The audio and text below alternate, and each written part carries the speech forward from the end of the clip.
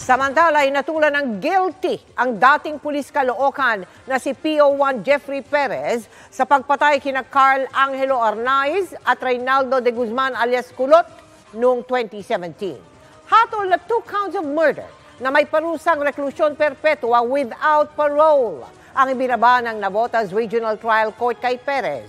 Kasama rin sa hinatulan ang pulis na si PO1 Ricky Arquilita na namatay na nito pang 2019 habang nasa kulungan. November 2022 nang hatulan ding guilty ng Caloocan RTC naman ang 2 pulis sa pag-torture at pagtatanim ng ebidensya laban kina Arnaiz at de Guzman. Kasagsagan ng gera kontra droga ng nakaraang administrasyon nang matagpo ang tagtad ng saksak ang bangkay ni Kulot sa isang creek sa Nueva Ecija.